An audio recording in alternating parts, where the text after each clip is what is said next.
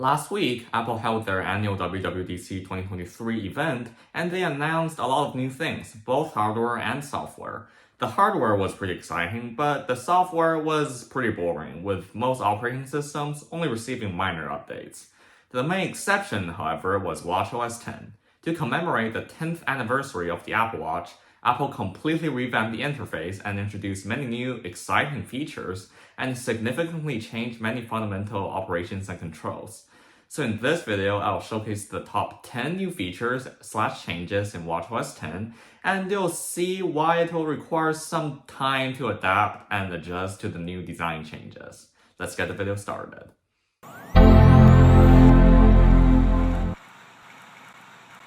Let's start with the flagship feature of watchOS 10, Smart Stack. So basically what it is just a bunch of miniature iOS widgets that you can quickly access by scrolling up on the digital crown on the lock screen. It also shows the time and date on the top too. It's called Smart Stack because it automatically rotates the widgets to try to show you the most relevant information. For example, if you have a calendar event coming up, it'll move the calendar widget to the top and it'll show you the timers widget if you have an active timer. Of course, you can customize them by pressing and holding on the screen. And you can also pin widgets to the top if you want them to always stay there and not rotate away by tapping this little yellow icon here. And you can, of course, also move them by dragging them. So yes, pretty intuitive. You can also add a widget that just shows you 3 regular watch face complications, like this one. And you can customize these individual complications too, like for example, you can remove them and you can also add them. Yeah, pretty cool stuff. And in the bottom, there's an All Apps button that will take you to the home screen, which is also redesigned, but we'll get to that later. Speaking of the watch face, watchOS 10 introduced not 1, but 2 new watch faces. This one's called Palette, which basically shows you 3 full-screen colors that grow and shrink as the clock hands move. And of course, you can customize the colors by pressing and holding on it, and choose which color you want it to rotate between and show. And there's also 4 corner complications. And there's also a Snoopy watch face, which includes Snoopy and other characters just hanging out on your watch face. And they'll even react to external factors such as the weather, like if it's raining or something, which I think is pretty cool, but I don't really see a lot of use for it. Like, you can't add any complications to it or anything, but you can choose the color and style if you want to. When you unlock your Apple Watch, you'll find that the home screen received a major redesign. So before, the watchOS home screen is sort of like in a honeycomb layout centered on the clock, and you can zoom in and out to see your apps and scroll around in this hexagonal shape. Now, that's gone. It's still a honeycomb layout, but the overall shape is more like a list rather than a hexagon. You can see that the icons are still circular, but they're just in a list of alternating 3 apps or 4 apps on rows, and you can scroll down the list by turning the digital crown.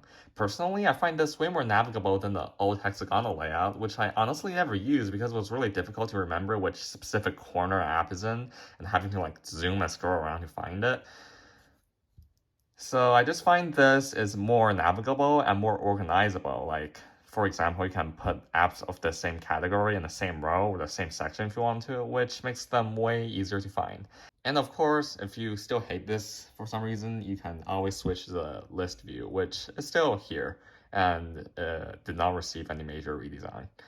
When you open any pre-installed app, you'll find that they've been completely redesigned to take advantage of Apple Watch's larger screen sizes by adding full-screen backgrounds and borrowing design elements from iOS. For example, the Weather app now includes a background showing the current weather conditions as well as a large text for the current temperature, just like the iPhone Weather app.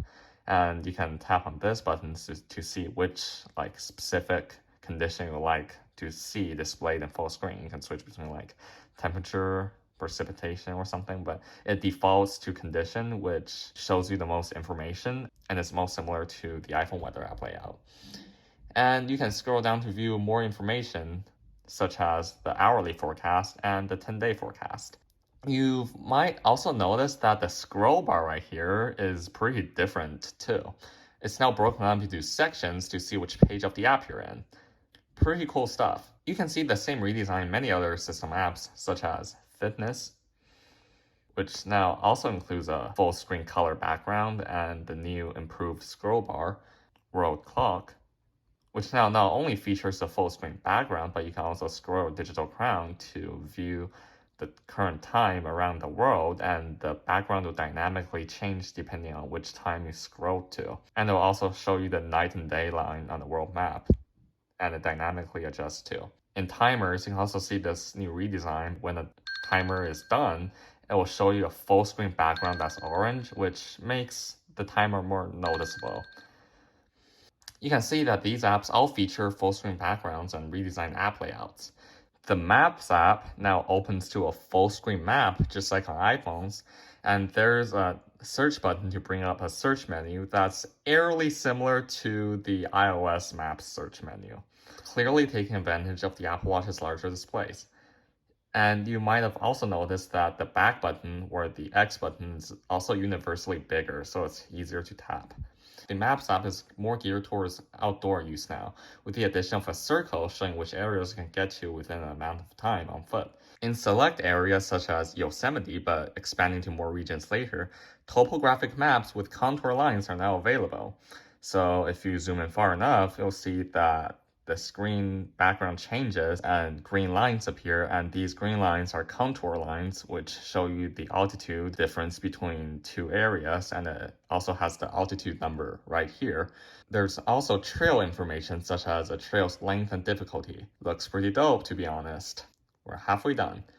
The Compass app is now better than ever for outdoors use. It has a more organized interface that shows you the altitude on the main screen. Right here, you can see it now shows the altitude on the bottom. And if you scroll down with the digital crown, you can see your marked waypoints, just like before, but they are now in 3D. The watch will mark the altitude of your waypoints and present them higher or lower on the radar based on altitude. It isn't really working for me right now since I marked my waypoints before the watchOS 10 update, so the altitude data didn't get saved. But if you do, then it will turn to a 3D view, and you can see the altitudes of your saved waypoints. It will also automatically mark when you last had cell reception. These features are available on all Apple Watches with a Compass of the Series 5 and later, not just the Apple Watch Ultra. Now welcome to another episode of Apple deciding to improve a random workout in the Workouts app. And this year, the spinner landed on cycling. You can now pair Bluetooth accessories to your Apple Watch, and it'll pull cadence, speed, and power data from it and show it in the workouts view. With that data, it can make a power zone chart similar to heart rate zones introduced last year for running, and it will encourage you to stay in that power zone.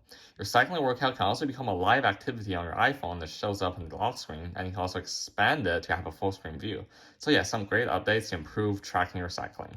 Apple has also made a lot of efforts towards protecting mental and vision health this year. On iPhones and iPads, they introduced screen distance and warn you if your device is too close to your eyes. And on Apple Watch, they introduced time and daylight, which uses your watch's ambient light sensor to track how long you've been outside today. Apple recommends you to spend at least 90 minutes to reduce the risk of myopia. I don't know, but maybe gamers and Discord mods will finally go outside and touch some grass now with this new feature. You can also track your mental health in the Mindness app now. And over time, the Health app will make a log of your mental state and warn you if you're at risk of developing depression.